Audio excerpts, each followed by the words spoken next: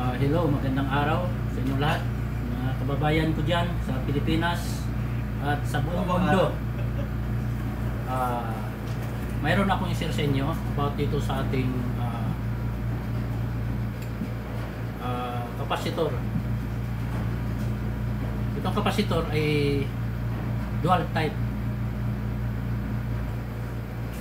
Bakit tinatawag niyang dual type? Kasi mayroon siyang dalawang gamit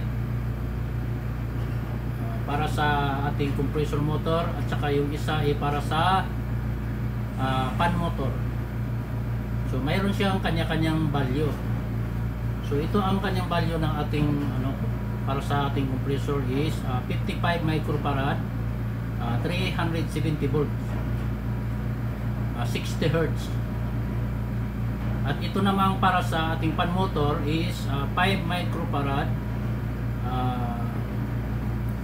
220 volts to 370 volts.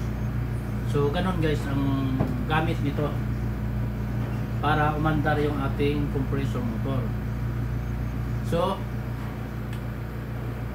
ito guys, mayroon din siyang marking. May nakalagay siya na ano ba to? Common, o may C din siya. C, may nakalagay siyang C, hermetic.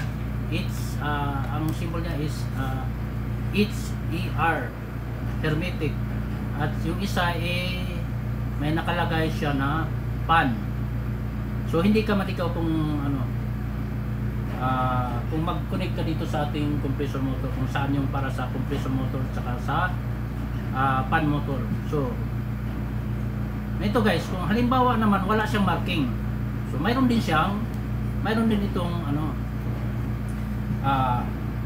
ang solusyon nito ay kailangan, kung wala siyang nakalagay dito na marking, para malaman natin yung connection kung para saan yung para sa compressor motor at saka sa fan motor, kailangan din natin gamitan ng multitester. So, paano naman natin malaman kung ang connection nitong ating compressor motor at saka sa fan motor ay para doon? So, madali lang guys. Unang-una, pag gumamit tayo ng tester,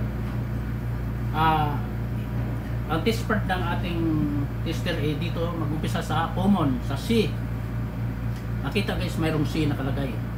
Ewan ko kung makita. Ayan. Ito is hermetic. Ayan. Ito pan, and ito yung C. So it means ito yung common. So ang magiging resulta nito sa tester ay from common to hermetic is high resistance. Kasi mataas ang value. Pag mataas ang value niya, mataas din ang palo ng ating tester. Then from common to pan, ito mas kaunti lang ang palo niya kasi mababa ang kanyang value, is may 5 microfarad lang. So ganun lang guys ang Ngayon, ang palatandaan nito guys, pag pumalo siya kasi ang kapasitor natin, pag tinister natin, papalo siya tapos babalik kapag buo.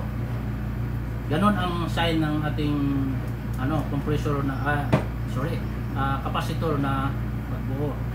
Ngayon, pagka tinister natin na hindi bumalik, so ibig sabihin defective na ating kapasitor. So ganon ang palatandaan. Kailangan babalik siya agad, na babalik sa zero ang pointer. Ngayon, kung hindi siya bumalik abot sa zero, kung halimbawa kalahati lang, so ibig sabihin may leak na rin yung ating kapasitor. So hindi na pwedeng gamitin, sira na. So ganun lang ang palatandaan. So guys, ito maggagawa ako ng sunod na video para i-connect natin to, paandarin natin yung ating compressor kasama na yung ating kapasitor. So abangan nyo lang guys itong video ko, sundan nyo lang. So kung mayroon kayong katanungan, mag-comment lang kayo at mag-request, pwede kayong mag-request kung anong gusto yung malaman at i-video ko, mag-video ko para sa inyo. So hanggang dito na lang guys at maraming salamat sa inyo lahat. So bye bye.